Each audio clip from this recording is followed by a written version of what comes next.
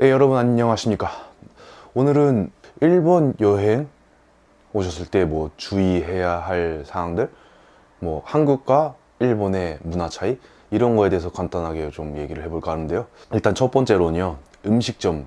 일본 여행을 오시면은 제일 즐거운 것 중에 하나가 바로 음식을 빼놓을 수 없겠죠. 음식점에 음식을 먹으러 갔을 때도 한국이랑은 약간 다른 그런 문화가 좀 있습니다. 예를 들어서 이제 한국 같은 경우는 그냥 자기가 비어있는 자리에 아무데나 앉잖아요. 그런데 일본은 입구 쪽에서 들어가서 기다리고 있으면은 점원이 물어봐요. 몇 명입니까? 뭐 한 명이면 한 명, 뭐 두 명이면 두 명. 인원수 확인한 다음에 자리를 점원이 안내를 해줘요. 그리고 또 하나, 뭐 이건 한국도 마찬가지인데 외부 음식은 기본적으로 반입 금지입니다. 대부분 뭐 이제 매너가 좋고 하신 분들 많지만 가끔씩 그런 분들을 봬요. 이제 뭐 일본 음식이 입에 안 맞는다, 느끼하다 하시면서 이제 뭐 직접 싸우신 김치라든지 그런 음식을 꺼내서 음식점에서 드시는 분들을 몇 번 봤어요.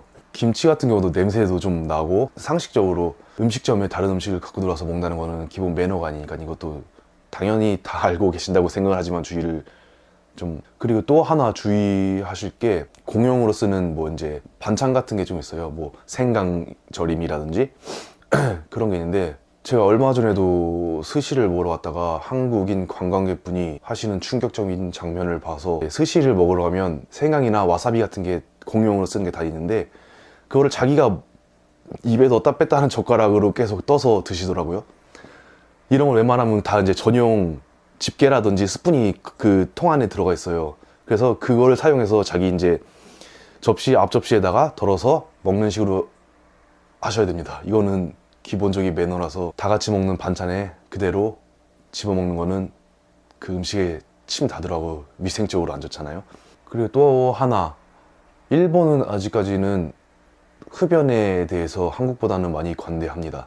음식점에서 흡연이 가능한 데가 꽤 있어요. 특히 이제 뭐 큰 대형 체인점이라든지 그런 데는 웬만하면 다 금연인데, 개인이 운영하는 그런 가게나 어디 골목에 있는 조그만 그런 가게는 아직까지도 밥 먹으면서 옆에서 담배 피우고 막 그런 사람들 꽤 많이 있으니까, 담배에 대해서 민감하신 분들은 흡연이 가능한 곳인지 아닌지 그런 걸 확인하신 다음에 들어가시는 게 좋을 것 같아요.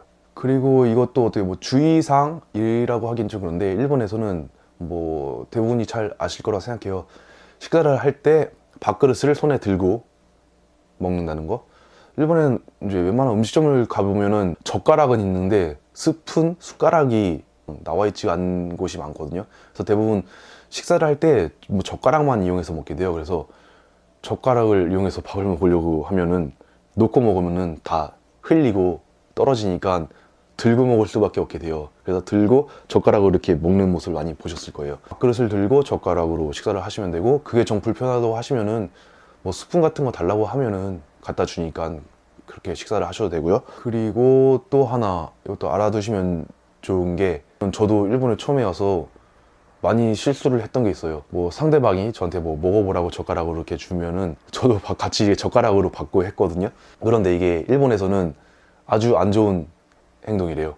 왜냐면 일본에서 이제 사람이 돌아가시면은 화장하고 나온 뼈를 같이 젓가락으로 건네주고 하는 그런 풍습이 있다고 합니다. 그래서 그거랑 같은 행동으로 보인다고, 이게 좀 안 좋은 행동이라고 하네요. 그래서 만약에 일본에서 식사를 할 때 젓가락으로 먹을 걸 건네준다고 하면은 그냥 입으로 받아 드시던가, 아니면 밥그릇이나 앞접시를 내서 받으시는 게 좋을 것 같아요.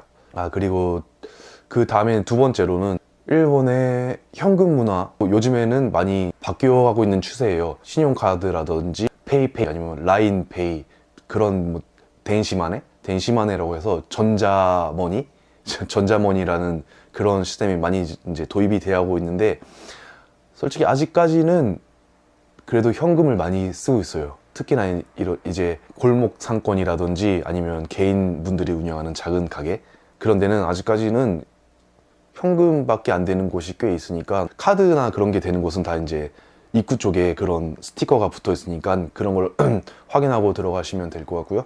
일본에서 또 현금을 많이 쓰는 만큼 잔돈이, 거스름돈이 많이 나옵니다. 그래서 아마 여행 끝나가실 때쯤에는 잔돈이, 동전이 엄청 많이 나오실 거예요.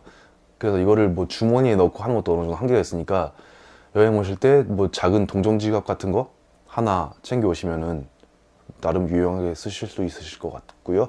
그 다음에 말씀드릴 거는 일본의 대중교통입니다. 대중교통 크게 뭐 지하철, 버스, 택시 뭐 이렇게 세 종류가 있죠. 첫 번째로 지하철.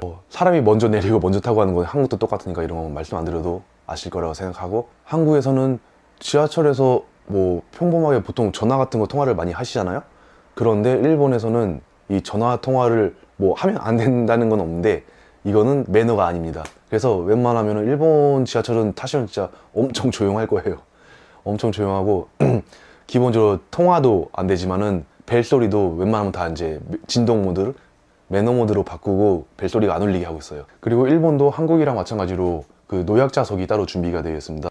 굳이 앉으면 안 된다는 이런 건 없는데 뭐 사람이 없을 때야 뭐 앉아도 괜찮은데, 만약에 앉아 있다가 뭐 노약자분이 탑승을 하시거나 하면은 자리를 양보해 주는 게 또 매너고, 그리고 또 하나 주의하셔야 될 게 지하철에는 여성 전용 칸이라는 게 또 존재를 하는데, 차량 전체가 핑크색으로 되어 있다던가 아니면은 탑승하는데 밑에 보면은 핑크색으로 되어 있을 거예요. 그런 데는 이제 여성 전용 칸이니까 주의를 하셔야 되고요.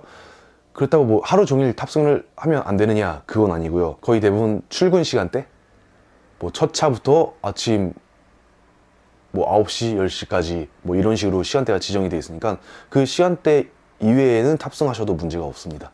그 다음에 두 번째로 많이 이용하는 버스. 버스는 또 한국 버스랑 시스템이 약간 틀려요. 대부분이 탑승을 할 때는 뒷문으로 탑승을 해서 내릴 때는 앞문으로 내리는 시스템이고요.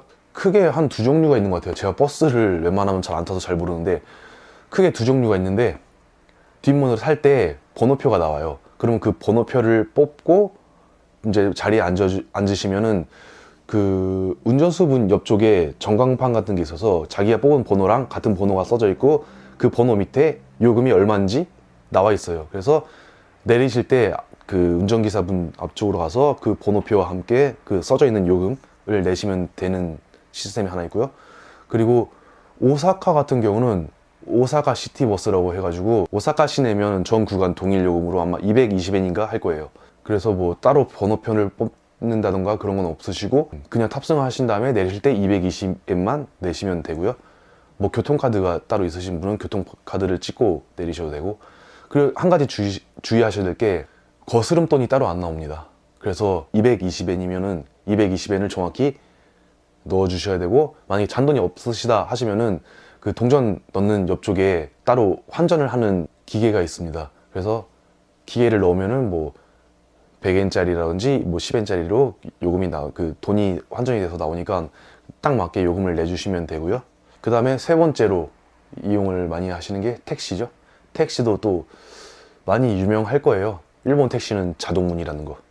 예, 뭐 택시를 잡고 택시가 멈추면은 운전사분이 문을 자동으로 열어줘요. 그러면 문이 열리면은 탑승을 하고, 닫을 때도 직접 닫으시지 않으셔도 돼요. 이제 그 닫힐 때도 자동문으로 닫히니까 그냥 타서 기다리시면은 뭐 알아서 닫고, 뭐 목적지를 말씀을 하시던가 아니면 뭐 주소를 따로 보여주시던가 해서 가시면 되고요. 뭐 내리실 때도 마찬가지로 자동으로 열리고 자동으로 닫히니까 뭐 문에 손을 댈 일이 없고요. 그리고 또 하나 주의하셔야 될 게, 한국에서는 조수석에 타는 게 매너잖아요. 이제 저도 한국에서 택시를 탈 때는 항상 꼭 조수석에 타가지고 운전기사분 옆에 많이 탔는데, 일본에서는 조수석에 타면은 실례예요. 이제 뭐 예를 들어서 택시가 4인까지가 탑승이 가능하잖아요. 뒤에 3명, 앞에 1명, 이렇게 4인까지가 탑승이 한계치입니다. 그래서 뒤에 3명 타고 앞에 1명 탈 때는 이제 어쩔 수 없이 이제 기사분이 따로 이렇게 준비를 해주시는데, 기본적으로 일본 택시는 조수석은 손님이 앉는 공간이 아니라는 인식이 있어요. 그래서 기사분이 운전하면서 신호 중간중간에 뭐 장부 같은 걸 막 적어요. 장부 같은 걸 막 적고 하시는데, 그거를 웬만하면 조수석에 놔두고 이제 자기 공간처럼 막 쓰고 계시고, 손님은 이제 뒷좌석에만 타는 식인데, 그래서 혼자 타시는데 앞문 열고 막 타려고 하시면은 기사분이 막 당황하실 거니까 이런 것만 좀 주의해 주시고. 그리고 마지막으로 말씀드릴 거는 일본은 좌측 통행이라는 거. 뭐 사람도 그렇고 차도 그렇고 다 반대편이죠. 한국이랑은. 한국은 이제 차도 우측 통행을 하는데 일본 같은 경우는 좌측 통행을 하니까, 뭐 이건 특별히 렌터카를 빌리시거나 하면은 주의를 해주셔야 되는데 그 외에는 특별히 주의를 안 해주셔도 될 것 같고요. 에스컬레이터 같은 경우도 에스컬레이터에 탑승을 하시면은 보통 왼편에 서고 오른편에 이제 사람들이 지나갈 수 있게 많이 비워두고 하는 편인데 오사카는 틀립니다. 저도 처음에 나고야 살다 와서 오사카에서 에스컬레이터를 탈 때 습관적으로 왼쪽 편에 서 있었는데 사람들이 다 오른편에 서 있는 거예요, 오사카는. 그래서 이게 왜 이럴까 해서 찾아봤는데 예전에 오사카에서 박람회가 크게 있었는데 박람회 때 외국인들이 많이 오잖아요. 그러면 그 외국인들의 혼동을 방지하기 위해서 이제 세계적으로 많이 쓰는 뭐 좌측 통행으로 바꿨대요. 그렇게 바꿔서 그게 이제 오사카에는 뭐 당연한 것처럼 정착이 되어서 그게 아직까지 습관처럼 남아 있는 거죠. 에스컬레이터를 탈 때 다른 곳은 다 왼쪽 편에 서 있는데 오사카는 오른편에 선다는 거. 그래서 이걸로 알 수 있어요. 에스컬레이터를 탈 때 왼편에 서 있는 사람들은 오사카 사람이 아니구나, 이런 걸 좀 알 수 있고요. 일단은 제가 뭐 생각나는 거는 여기까지고요. 그 외에도 뭐 따로 주의를 해야 할 게 있다고 하면은 또 나중에 추가로 영상을 더 찍어서 올리도록 하겠습니다. 오늘은 여기까지입니다. 감사합니다.